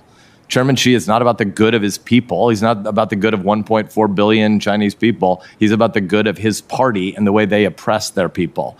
You also said that China is trying to promote new international norms for technology and human rights, emphasizing state sovereignty and political stability over individual rights. You said that China will remain the top threat to U.S. technological competitiveness as the CCP continues to target technology sectors, et cetera. So I think it was a very strong statement, and as a part of what happens, the majority of not just our committee's work, but the majority of this hearing is in private today. But as far as something we put before the American people, that's an incredibly strong opening statement. So I want to commend you and the whole interagency process that got it there. I'd like to follow up on your response, though, to Senator Casey's comment about the fact that I'm putting a finer point on it, but in 2018, Congress passed a new law about export controls, and the goal is to be sure that we update what emerging and foundational technologies we regard as needing to be restricted to the CCP. Obviously, the CCP is also involved in a massive technology theft, IP theft project. But just at the level of export controls, a law was passed in 2018, and it's largely unimplemented. And I think former Chairman Burr made the good point that in 5G, we should view the Five Eyes as allies that we would use to build a technology base, whether it's a D10 or a D12 or whatever the strategy is. We need something like the TPP again, that says freedom-loving nations that believe in open navigation of the seaways, free trade, the rule of law, transparent contracts, human rights, et cetera. We need an alliance of freedom-loving peoples against the CCP's nefarious sponsorship of stuff like surveillance state tyranny abroad. But to do that, we have to have clarity about what those critical technologies are. So I would love to hear some public explanation for the American people of when will we have the 2018 law implemented, and probably more 30,000-foot view, more importantly, if we're going to build an alliance of freedom-loving nations in this technology race, how can we do it? How can we lead allies if we don't have clarity for ourselves about what those critical technologies are? Thank you, Senator. Maybe I'll just start and welcome my colleagues joining on this. I think just to focus in on the intelligence relationships in particular and the Five Eye point that you and Senator Burr are making. I mean, I think it will not surprise you that technology is one of the things that we intend to talk to them about, that we are already talking to them about at different levels. And I think it is entirely right to be focused on the idea that among the Five Eyes, we can actually do some good work together, in effect, in addressing this issue that none of us can do alone in a way, and that's a place where we do need to focus. I think there is also, it is true that the policy community is working, and I know the administration is working on a strategy on these issues that would include partners and would effectively focus on the kind of issues that you're describing. In addition, they are also looking at the technology sectors and how it is that you approach each of these to deal with whether or not delinking in all of these different spaces is the right thing to do, and how to do it so that you don't actually have collateral impact that sometimes can have negative consequences in those areas. But why don't I leave it to others to comment? Senator, I would just say from a DI perspective and the Department of Defense, our closest partners are Five Eyes teammates. I have deep personal relationships with every one of my counterparts. We talk on a weekly basis. And from a strategic competition perspective or an intelligence support aspect to strategic competition, they're all in. And so this conversation about identifying the technology and how we can collectively get after this threat with the CCP, I think they are ready for that conversation.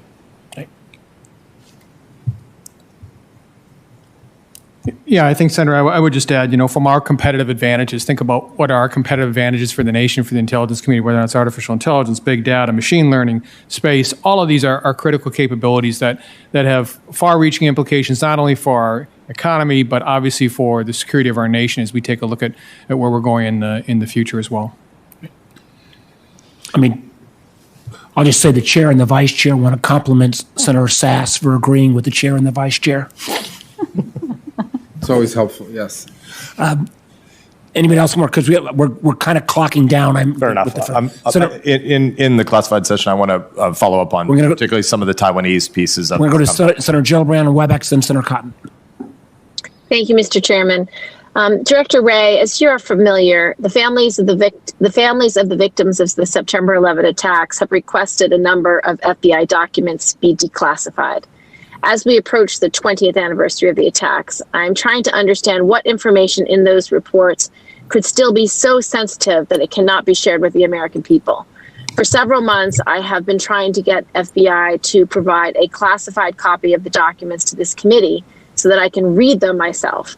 But so far, the FBI has refused. From an oversight perspective, this is deeply concerning. Why hasn't the FBI provided the requested documents to the committee?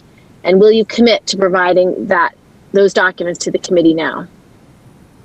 Well, Senator, I understand how important this issue is to you personally, and of course also to the victims' families. And as somebody who grew up in New York and whose family still lives in New York, that's personal to me as well. And the meeting and engaging with the 9/11 victim families was a big part of my own inspiration for my last time in law enforcement to come back into service. We do have to be a little bit careful here because of certain source and method issues and grand jury issues, but I have instructed our subject matter experts to review to see if there's more that we can share, and I am happy to report that we have identified some additional documents that we will be able to make available for review very shortly, and my staff will work with the committee staff to facilitate review. Can we have those documents within the next 2 weeks? I'll have to get back with my staff on the exact timing, but my definition of shortly is consistent with that rough time frame. Okay, and if you're not going to provide the particular document that I have requested, I need a reason in writing to the committee, since I, as a member of this committee, have every right to review that document. Certainly, Senator, I agree that an important part of our collaboration with this committee is that even in those rare instances where we can't provide information, we ought to be able to and have an obligation, I think, to explain to you why. Thank you. To Director Haynes and to General Nakasone, I'm very concerned about these blind spots, as we've already heard in testimony today, that our opponents are using the U.S. infrastructure and loopholes to penetrate our infrastructure, our companies, our data in a way that really prohibits us from following through on our investigations of terrorist groups and other international risks. I understand there are legal reasons, and I've heard the testimony that we want to talk about how we can ask the private sector to perhaps consider having a required reporting law passed. And I think that's a reasonable approach. But I'd like a little more context and information from both of you on how you see these gaps and these blind spots.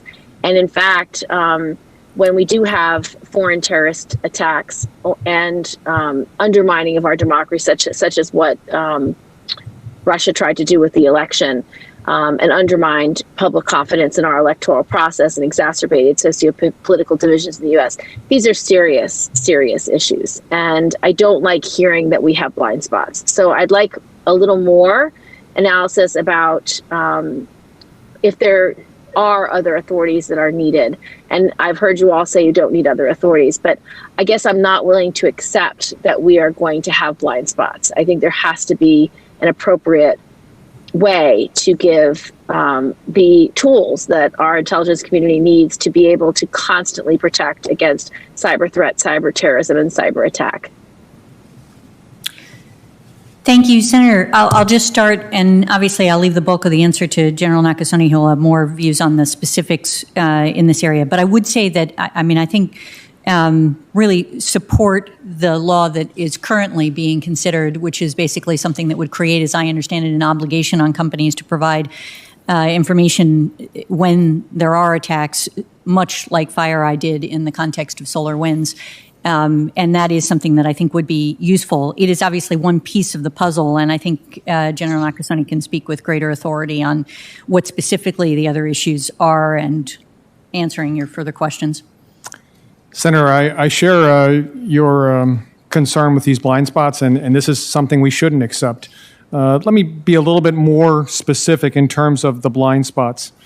When an adversary decides that they're going to conduct an intrusion into a U.S. company, a U.S. government agency, one of the things that they realize is the fact if they can come into the United States and use an internet service provider in a period of time, they can quickly do that and conduct their operations and virtually not have any coverage in a timely manner from our ability to do surveillance in the United States. And that's obviously through a warrant, most likely done by the Federal Bureau of Investigation. They understand the timelines that it takes for a warrant to be done. And so they are being able to expose this gap. This is one of the areas that we have to understand our adversaries are using today. It's the way that they have structured their activities, and it's in a way that we, as we go forward, need to be able to address. Again, it's not that we are looking forward authorities for the National Security Agency. It's let's make sure that we identify what's taking place so the appropriate measures can be undertaken. Senator Cotton. Thank you all for your appearance here today. These hearings are always a welcome opportunity to highlight the work that you and all of the men and women you do in your agencies and organizations to help keep our country safe. Most of this committee's work, like most of your work, happens behind closed doors in a classified setting, so the American people don't appreciate the great work that you and the men and women you lead do for our country. So I'm glad that we have a chance to highlight this once a year or so. I also want to stress the importance of protecting all the information that your people collect. And Director Wray, part of the FBI's responsibility is to ensure that classified information is handled correctly, that's not disclosed in a way that could pose a risk towards Americans' national security or intelligence or military operations. Is that correct? Yes, that's correct. And that applies to all persons, to include persons especially who are cleared to handle classified information as well. Well, it's a responsibility that we share with other agencies in that respect, but yes. And so you do investigate instances of alleged disclosure of classified information that was done wrongly? Absolutely. We have quite a number of such investigations. So I just want to take this opportunity to call your attention to a letter that Senator Hatterty and I and 16 other Republican senators sent to you yesterday about what appears to have been a potentially serious breach of handling of classified information by Dr. Colin Kahl, the nominee to be the Undersecretary of Defense for Policy. Could I get your commitment to provide a prompt response to that letter to the United States Senate, since this nomination could be pending just any time now? Senator, I'm aware of the letter. I haven't had a chance to review it yet, but I'm happy to take it. Thank you. I don't expect you to be fully apprised of the facts or have a conclusion about whether you should or should not or will not start an investigation. But I believe it's very worrisome, and there are people sitting in federal prison today for mishandling classified information. And if a GS employee is going to be sitting in federal prison because they mishandled classified information, we should always insist that everyone handle it correctly, no matter how powerful they are, who they're connected to. So thank you for that commitment, Director Wray. Ms. Haynes, I want to turn to a line from the annual threat assessment about the migration crisis we see on our southern border. It lists several potential factors in terms of seasonal employment opportunities or the pandemic or what have you. One factor was perceived changes in U.S. immigration policy. Is it possible that a factor could also be actual changes to U.S. immigration policy?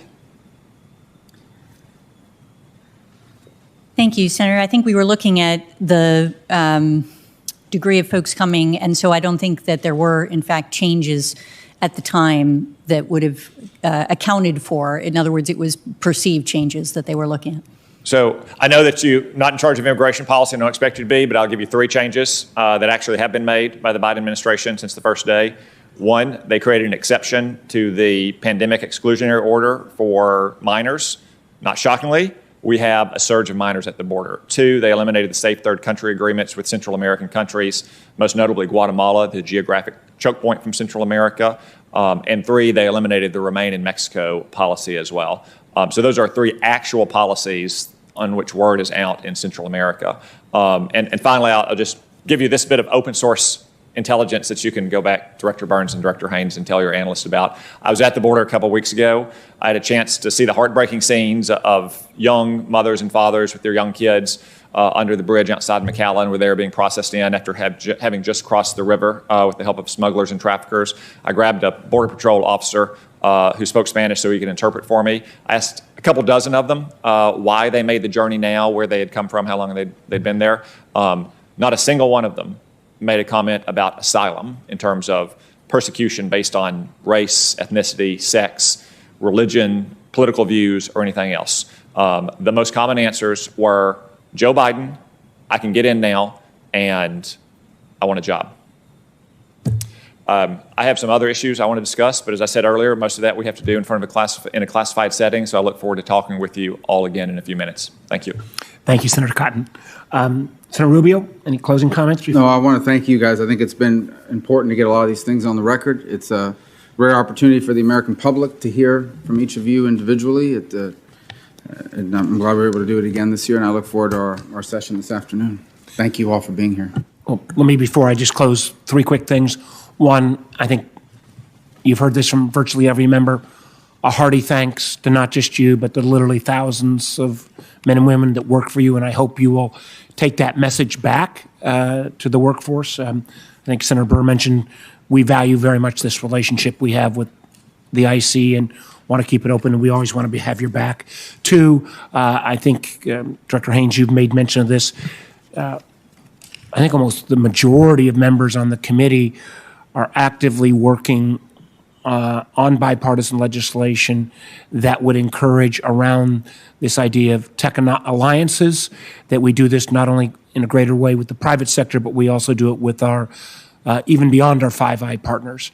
And 3, as we have discussed, again, in a broadly bipartisan way, we've taken some of the lessons from our SolarWinds hearing, and I think we may have at least a partial response where, with appropriate liability protections, there would be some level of mid-incident reporting to an enterprise that would include public and private together, so that we could potentially close some of these gaps that Senator Gillibrand and others have raised in their questioning. Again, we thank you all. We've got a couple of votes, and we will still reconvene. Where? Pardon me? We'll reconvene SV 217 at 1 o'clock. Have an enjoyable lunch. Thank you. Thank you.